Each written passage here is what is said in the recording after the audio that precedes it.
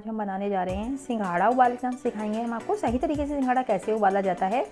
और इसको बहुत सारे पानी में अगर हम उबालते हैं ना तो ये बिल्कुल सौगी सा हो जाता है और अंदर से इसका टेस्ट बिल्कुल ही लेस हो जाता है, टेस्टलेस हो जाता है ये।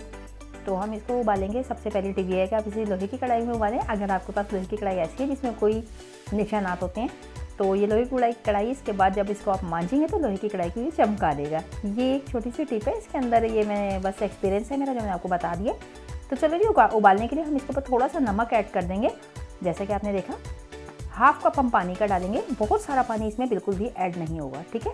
इसको हम दम पे पकाएंगे।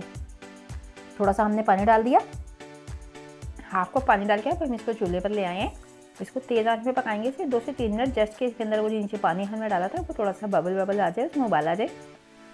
उसके बाद फिर हम इसको बिल्कुल ही स्लो आंच के ऊपर ये देखें इस तरह से हम कोई रुमाल लेंगे अपना और बिल्कुल जैसे हम चावल को दम लगाते हैं ना इसी तरीके से इसको पैक कर देंगे इसकी स्टीम को।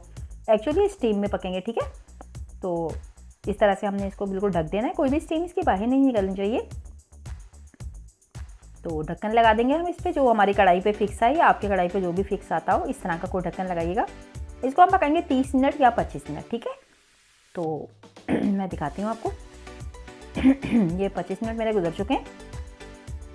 सिंघाड़ा माशाल्लाह से देखें कितने अच्छा अंदर स्टीम उसके अंदर पैक हुई हुई थी जो कि आपको नज़र आ रही होगी।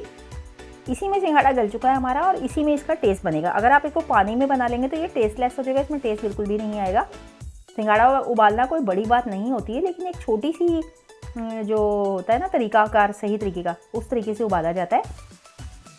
इसको छीलने के लिए देखें जिसके किनारों के अंदर नोकें बनी होती है ना, तो उस नोकों की तरफ से हमने जिस तरह आपको दिखाया बस हमने इस तरह लेना है। ये देखें ये नोकें हैं ना इसकी, यहाँ से हम इसको छुरी को अपनी नाइफ़ को देंगे और बिल्कुल इसको इस तरह उतार लेंगे तो बिल्कुल आसानी से ये ऊपर से और नीचे से इसका कवर ये देखें सेपरेट हो जाएगा। कई लोग इसमें हाथ जख्मी कर लेते हैं अपने, क्योंकि उनको छीलने का सही तरीका भी नहीं पता होता और सिंघाड़े भी आधे छिलके में लगे रह जाते हैं। तो चले जी हमने यहाँ पे प्रेजेंटेशन दिखा दी है। मेरी रेसिपी अच्छी लगी तो लाइक शेयर करें। माशाल्लाह कितने खूबसूरत से हमारे सिंघाड़े उबल के तैयार हो गए। इसको आप जो खट्टा लगा के खाएं या फिर आप लेमन लगा के खाएं, जैसे आपका दिल चाहे खाएं। रेसिपी अच्छी लगे तो लाइक और सब्सक्राइब और शेयर कर दिया करें मेरी रेसिपीज़ को। तो इसी के साथ देख ऐसा इजाज़त को इजाज़त, अल्लाह हाफिज़।